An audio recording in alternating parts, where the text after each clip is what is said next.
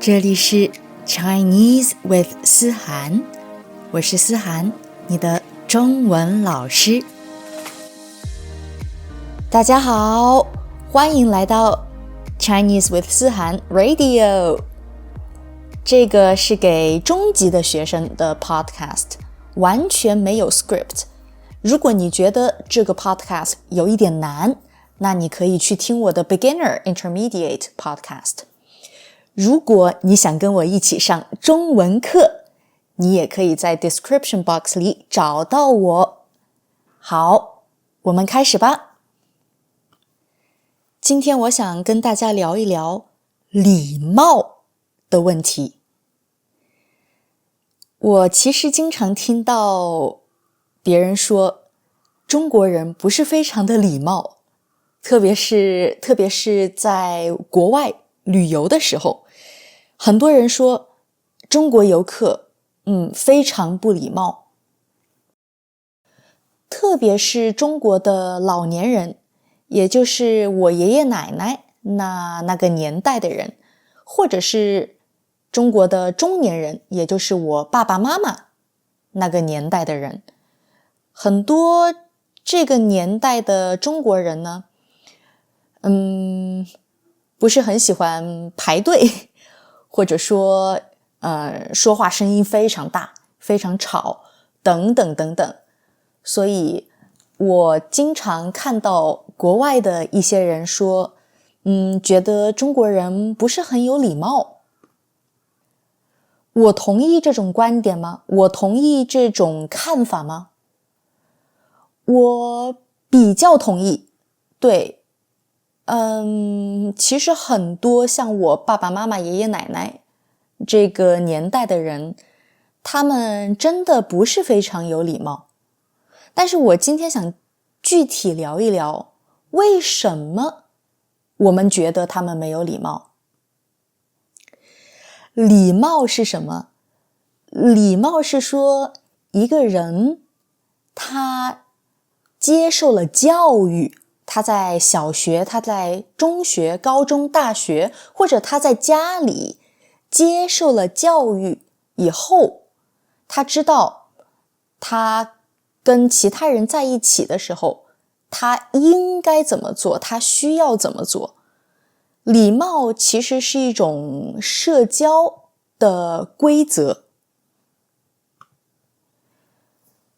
一个没有接受过教育的小孩，他是不可能有礼貌的。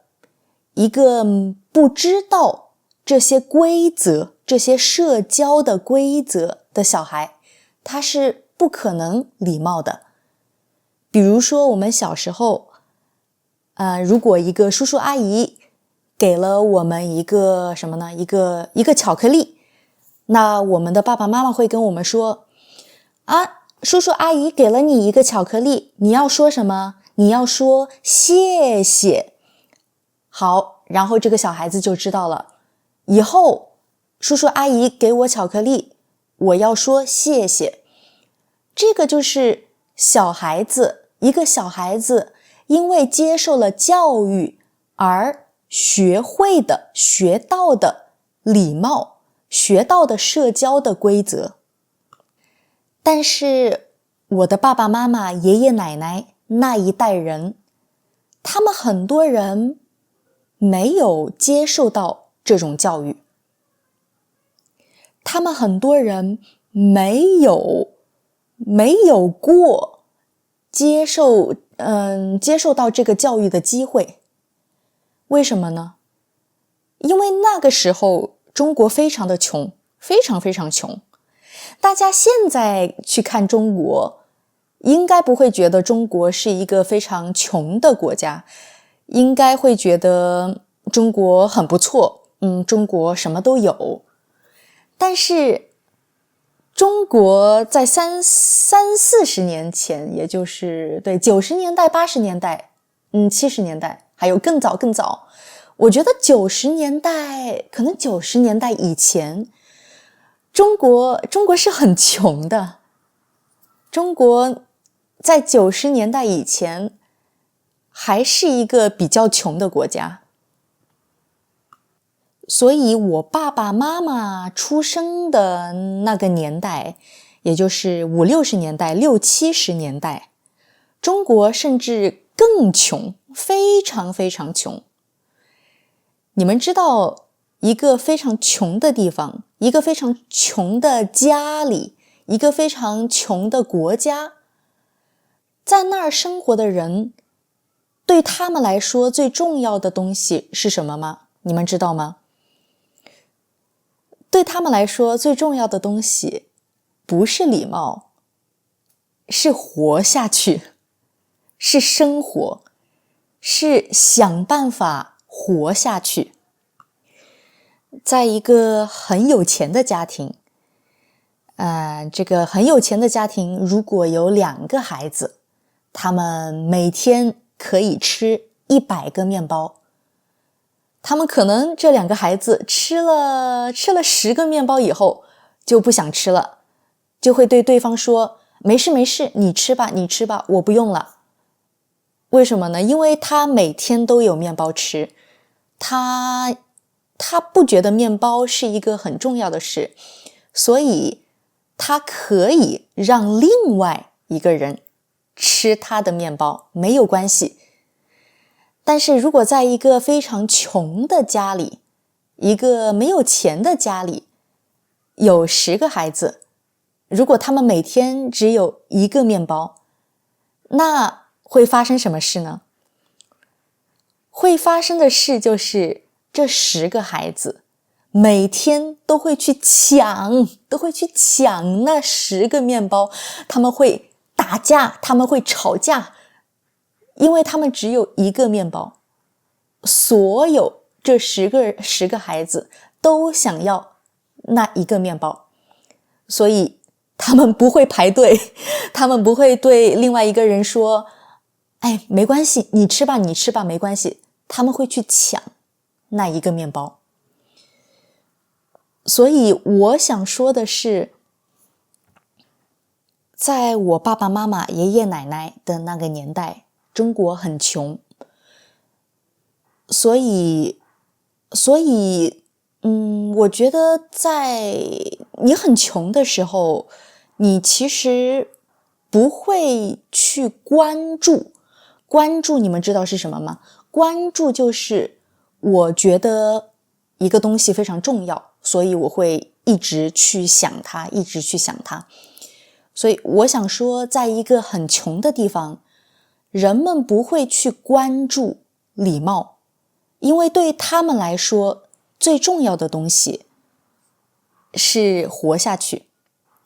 所以有些时候，人们需要去抢，才可以活下去。如果他们礼貌，他们就没有办法活下去。所以，首先有这个原因。还有一个原因，当然就是很穷的时候，你没有办法有很好的教育，你没有办法接受很好的教育。我知道我爷爷奶奶、爸爸妈妈的那个年代，很多人其实没有接受很好的教育，没有人去教他们要礼貌，没有人去教他们你要排队。很多人没有上过学，很多人没有接受过教育。那你说，那为什么他们的爸爸妈妈不教他们呢？因为他们的爸爸妈妈也没有上过学，所以很多人没有机会去学怎么才可以成为一个礼貌的人。很多人没有机会去学什么是礼貌。因为他们从来没有去上过学，或者他们在家里也没有接受过好的教育。那其他的那少部分，那一小部分，可能是我也不知道，可能是10%、20%的非常小部分的人，他们接受了教育，他们去上了学，他们在家里可能父母也上过学，所以也给了他们一个比较好的教育。那他们怎么样呢？他们可能比其他人要礼貌一点。但是因为他们也生活在一个非常穷的年代，他们也生活在这个非常穷的60、70年代、50、60年代，他们接受的教育不会教他们什么是礼貌。为什么呢？因为如果在一个地方只有一个面包，然后你去教你的孩子要礼貌，要排队，那你的孩子会死，会饿死，因为他吃不到这一个面包，别人会去吃这个面包。所以可能我觉得可能当时的人觉得教他们的小孩子礼貌是一件没有用的事，他们可能觉得我要教小孩子以后怎么赚钱，我要教我的孩子怎么活下去，教我的小孩子怎么礼貌，怎么成为一个礼貌的人是没有用的事。我觉得可能当时的学校、当时的老师，还有当时的爸爸妈妈，还有当时的整个社会、整个中国都是这样想的。所以确实当时的教育，我觉得没有教孩子怎么成为一个礼貌的人。然后还有什么呢？大家知道60、70年代的中国发生了很多事，所以我刚才说有一大部分的人没有接受教育，有一小部分的人接受了教育，但是这个教育不是非常的好，没有教他们变得有礼貌。但是60、70年代的中国发生了一些事，结果是什么呢？结果就是甚至这一小部分人也没有办法接受教育了。在60、70年代，我的爸爸妈妈的那一代，他们很多人完全没有办法接受教育了。60、70年代发生了什么呢？这个不是我今天要聊的事情，如果你感兴趣的话，你可以去查一查当然我知道很多人已经知道中国60、70年代发生了什么事情。今天这个不是我想要聊的事，但是总之结果就是我爸爸妈妈那个年代的很多人都没有接受过教育。所以我刚才说教育不好意思，我刚才说礼貌它其实是一种教育的结果，你必须要接受教育，你才可以变得礼貌，所以礼貌是一种教育的结果。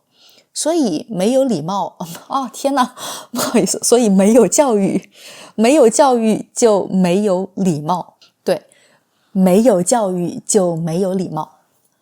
好，然后可能从70年代80年代开始，中国开始慢慢有钱起来了，中国开始变得有钱了，中国开始变富了。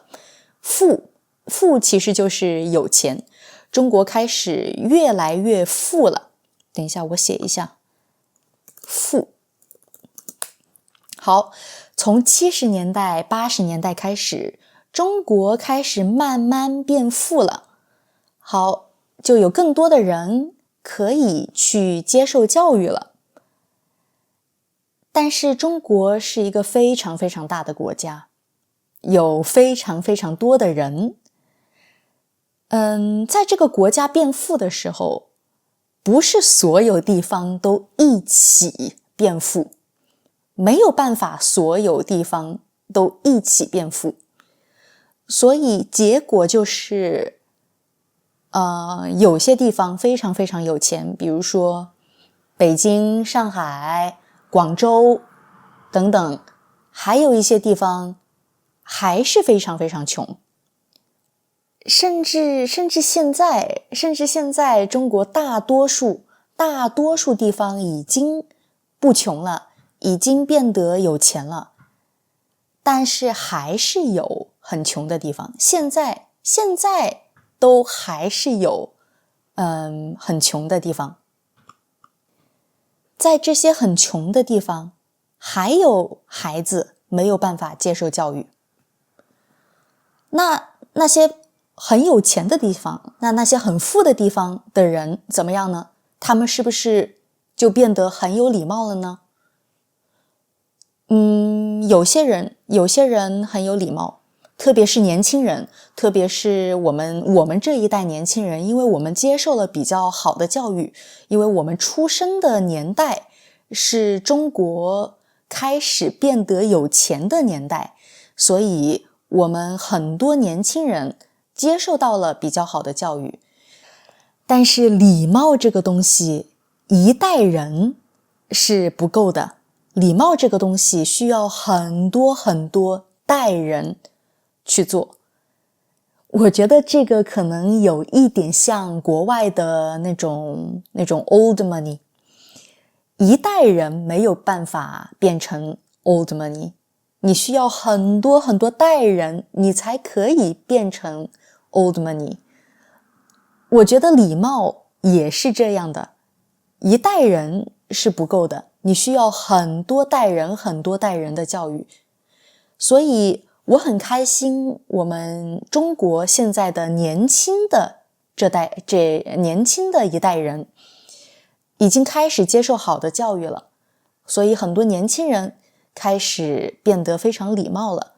但是还不够，我们的下一代，我们的下一代的下一代，我们的下一代的下一代的下一代还需要继续。那个时候我觉得中国的所有人才会变得非常礼貌，因为这个东西需要时间。还有一个我想说的是什么呢？还有一个我想说的就是，我确实也见过非常有钱但是很不礼貌的中国人。我在法国或者我在日本的时候，有些时候我会看见这种非常有钱但是很不礼貌的中国游客。在中国我们把这种人叫暴发户。我来写一下暴发户。暴发户的意思就是说，这个人以前没有钱，以前非常穷，但是突然有一天一下子很快的变得非常非常有钱了，这种人就是暴发户。中国确实有很多一下子变得非常有钱的人，因为在80年代、90年代的时候，中国有非常非常多的机会，中国有很多机会，到处都是机会，哪里都是机会，所以在那个年代有很多一下子变得非常有钱的人，所以中国出现了很多暴发户。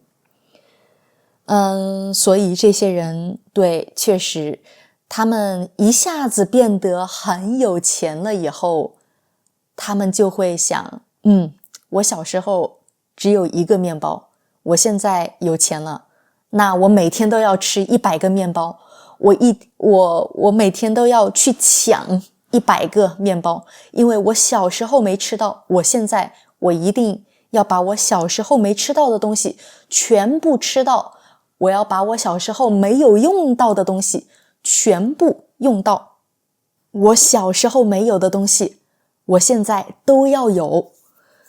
所以这些人他们会表现得非常不礼貌，因为我觉得他们的心理不是非常的健康，因为他们小时候什么都没有，但是现在什么都有了，变化太大了，这个变化真的太大了，所以让他们的心理有了一些问题。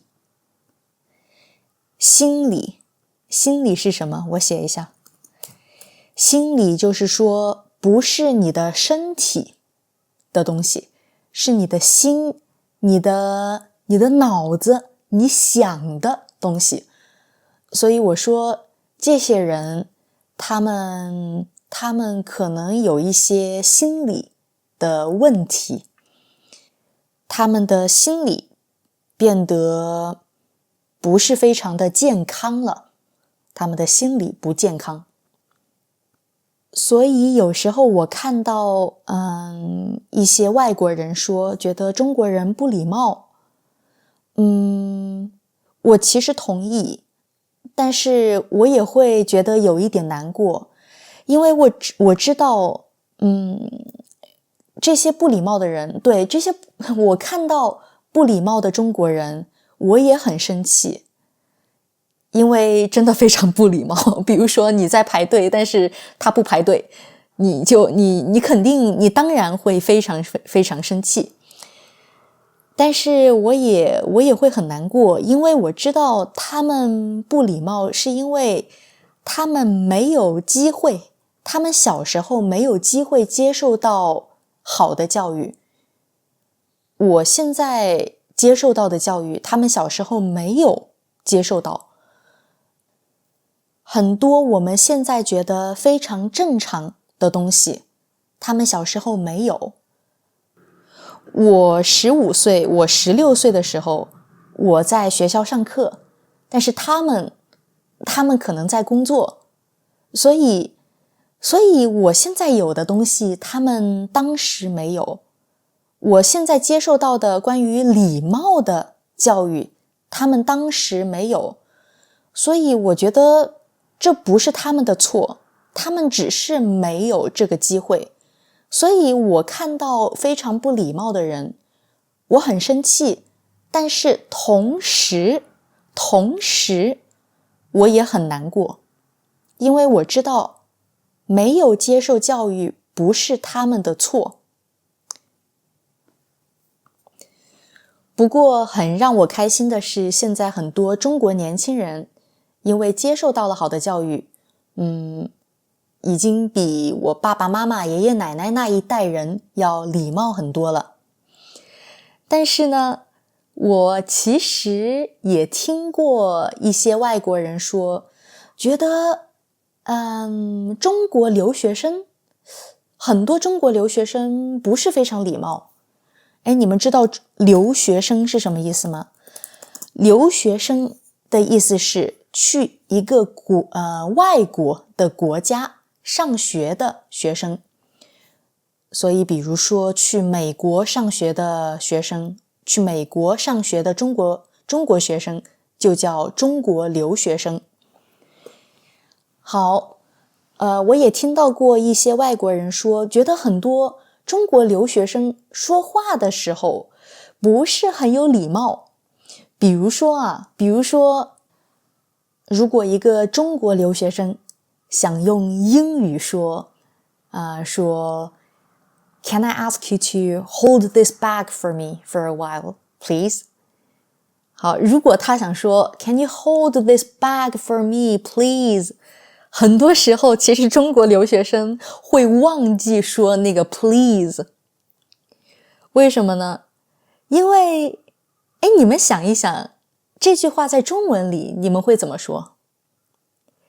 其实在中文里，你说这句话不需要那个 please 或者请，你会说你可以帮我拿一下包吗？你可以帮我拿一下包吗？在中文里我们会用一下来表示这个礼貌。 Can you just hold it for a bit? 是有这种意思，所以在中文里的这个句子里是没有这个 please， 是没有这个请的。我知道你们很多人学中文的时候都学了请，然后你们都觉得请的意思是 please， 但是其实请的意思不是 please 啊，请的意思不是 please。 我觉得请的意思在英语里更多的是是 I kindly ask you to do something。 在法语里可能是更多的是 veuillez faire quelque chose。 所以你看，不是你们想的那个 please 的意思。所以请不是一个你会经常跟朋友、跟家人、跟你的同学、跟你的同事用的一个词，它听起来太礼貌了，有一点太礼貌了。就像你不会跟你的家人，你不会跟你的朋友说 I kindly ask you to 这种，你不会跟他说这种话。所以在中文里，我们表示礼貌的方式，我们想让别人帮我们做一件事情的时候，我们经常会用你可不可以帮我拿一下，你可不可以看一下，你可不可以说一下，我们会用这个一下来表示礼貌。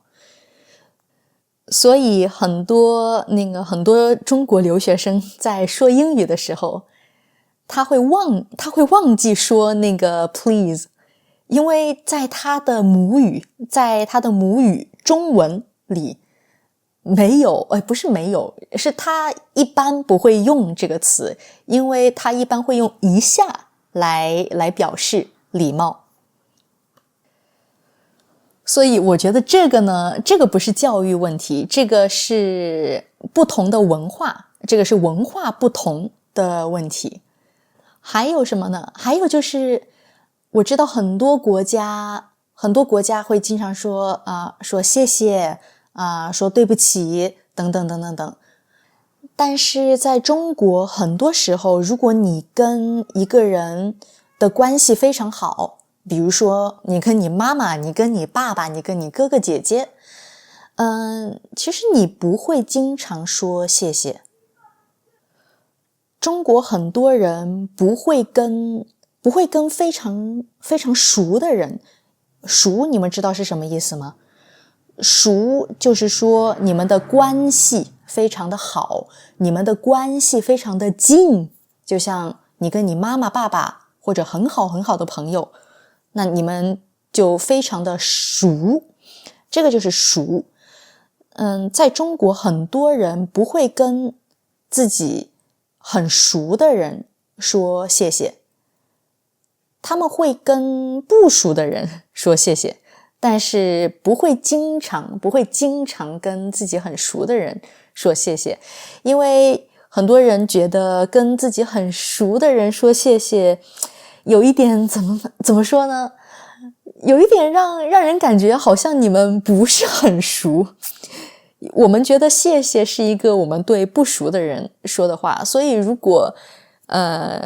有些人觉得如果你跟你很熟的人说谢谢，会让他觉得你们不是很熟，会让他觉得你们的关系不是很好，所以有些人不和自己熟的人说谢谢。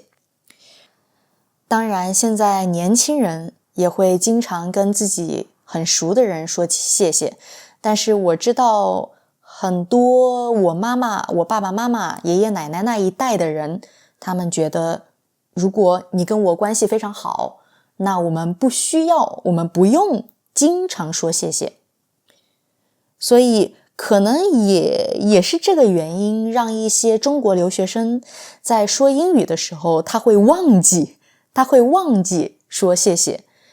不是因为他觉得他不想谢谢你，可能真的是因为他忘记了在说英语的国家，在其他国家，你需要一直说谢谢，不管你跟这个人关系好不好，不管你跟这个人熟不熟，你都需要一直说谢谢。所以我觉得这个也不是教育的问题，这个更多是文化不同的问题。还有什么呢？还有一个事情是我去了法国以后发现的，就是在法国如果你在一条比较小的路上，你在一条很小的路上走，然后这个时候你对面你对面走过来一个人，因为这条路很小，所以你们没有办法同时走过这条路。所以在法国很多人会停下来，然后等对面的人先过，然后自己再过，这个是一种礼貌。但是在中国不会这样在中国不会这样。还有一个是，就是比如说你在路上走路，然后突然噔噔，你收到了一个短信，你收到了一个信息，你的手机收到了一个信息。好，然后这个时候你停下来看这个信息，然后回信息。在法国或者在日本或者在很多其他国家，你需要走到旁边，你不能站在路中间不动，你需要走到旁边去看手机，然后回信息。但是在中国，很多人他走在路上，突然收到一个信息，然后他就会停下来，站在路中间，然后就开始回信息。所以很多外国人看到这个也会觉得有一点不礼貌。我非常理解，因为很多人会觉得这个是大家的路，你不能就这样站在路中间不走，你这样的话，后面的人就没有办法走路。所以如果有人这样做，大家会觉得这个非常不礼貌。我其实不知道为什么在中国大家不是非常关注这件事情。你们还记得关注是什么吗？我刚开始说了关注，在中国大家不是非常关注这件事情。我其实不知道为什么为什么呢？对，为什么在中国大家不关注这个事情呢？我真的不知道为什么。我觉得有可能啊，但是其实我不知道。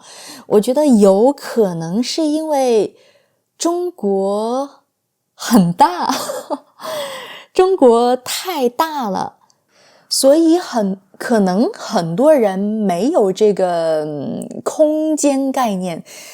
这个词有一点难。空间概念就是 notion of space。因为中国可能太大了，所以很多人没有空间概念。所以如果有一个人走在路上走，然后突然停下来，就站在路中间不走了，我们其他人不会生气，我们其他人会觉得没有关系啊没有关系嘛，那我就从他旁边走啊，没有关系啊。但是我知道在法国你不能这样做，然后我现在在日本，我也知道在日本你也不能这样做。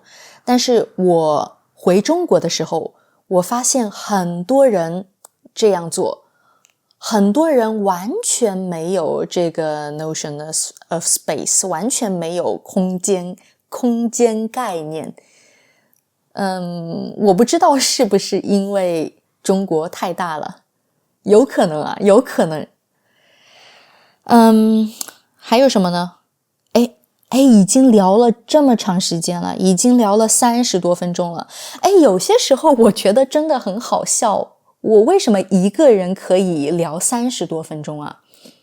因为没有人跟我说话，我一个人在这里说了30多分钟。好，对，我已经说了30多分钟了。那今天就先到这儿吧。那我们下次再见。好的，拜拜。